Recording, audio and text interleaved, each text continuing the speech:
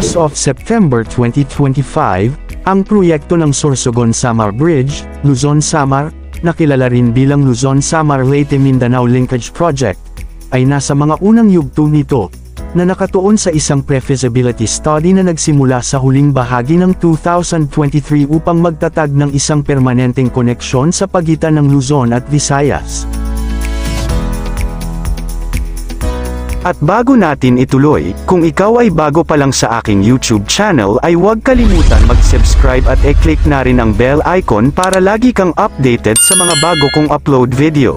Nilalayo ng proyekto na makabuluhang mapabuti ang kadaliang kumilos sa buong bansa sa pamamagitan ng pagpapaikli ng mga oras ng paglalakbay, na may isang pre-feasibility study ng DIA Nippon Engineering Consultant ay nagsimula upang i-explore ang mga solusyon sa engineering tulad ng mga pundasyon ng malalim na tubig. Ang tulay ay isa sa dalawang nawawalang mga link sa Pan-Philippine Highway, ang Maharlika Highway, kasama ang iba pang nawawalang link na nasa pagitan ng Leyte at Mindanao. Ang dalawang proyekto ng tulay ay tinutukoy bilang Luzon-Samar-Leyte-Mindanao Linkage Project.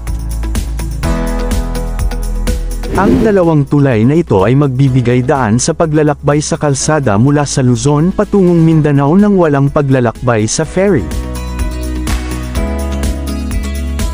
Matatandaan, ang House of Representatives ay nakatakdang maglaan ng 100 milyon pesos para sa isang komprehensibong pag-aaral na posible sa pagtatayo ng isang tulay na nag-uugnay sa Matnog, Sorsogon, kay Allen, Hilagang Samar. Noong nakaraang 2023, inatasan ng Department of Public Works and Highways, DPWH, Central Office ang Infrastructure Development Institute of Japan upang suriin ang mga iminungkahing proyekto ng tulay na mag-uugnay sa Luzon, Visayas, at Mindanao. Ang pag-aaral ng pre-feasibility ay sumasaklaw sa proyekto ng link ng Luzon-Samar-Leyte-Mindanao, na naglalayong mapagbuti ang pagkakakonekta sa pagitan ng Luzon at iba pang mga bahagi ng Visayas at Mindanao, habang tinutugunan din ang mga isyu tulad ng mga stranded na manlalakbay during weather disturbances and port congestion during peak seasons. Mas maaga, ang Regional Development Council sa Silangang Visayas ay nagpasa ng isang resolusyon na sumusuporta sa pangalawang pre-feasibility study para sa Matnog-Allen Bridge. Ang pag-aaral ay titingnan ang mga makabagong solusyon sa engineering, tulad ng mga haba ng span at mga disenyo ng pundasyon ng malalim na tubig, drawing inspiration from successful international projects. Ang mga pag-update sa mga darating na buwan at taon ay malamang na nakatuon sa mga natuklasan mula sa pre-feasibility study, kabilang ang mga pagtatansya ng gastos, mga potensyal na takdang oras para sa konstruksyon, at mga potensyal na pamamaraan ng engineering. Sabi sa ibang ulat, ang proyekto ng Sorsogon-Samar ay may tinatayang budget ng 257 bilyon hanggang sa 766 na bilyon pesos, ay binubuo ng 3 long span bridges Allen hanggang San Antonio sa Hilagang Samar, San Antonio hanggang Capol sa Northern Samar, at Capol, Northern Samar hanggang Matnog, Sorsogon. Ang iniiral na San Juanico Bridge ay nag-uugnay sa Leyte at Samar.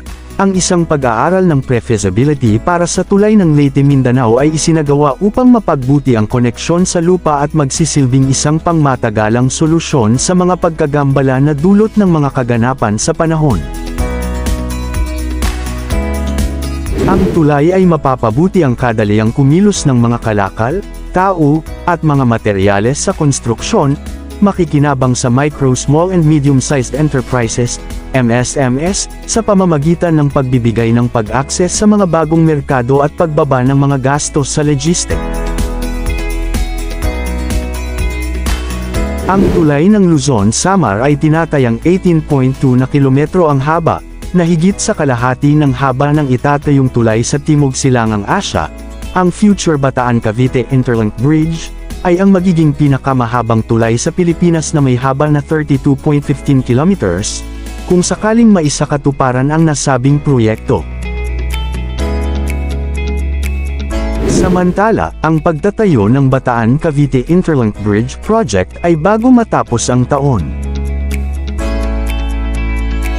Ang konstruksyon ng higit sa 32 kilometrong tulay ay una nang inaasahang magsisimula sa huling bahagi ng 2023, ngunit ipinagpaliban sa maaga o kalagitnaan ng 2024. Sinabi ng Department of Public Works and Highways (DPWH) na tinatapos pa rin ito ang pag-aayos ng financing sa Asian Development Bank (ADB). Inaprubahan ng ADB ang pagpopondo ng hanggang sa $2.1 billion noong December 2023, noong July 2024, sinabi ng isang opisyal ng DPWH na ang pagsisimula ng konstruksyon ay inilipat sa maaga o kalagitnaan ng 2025.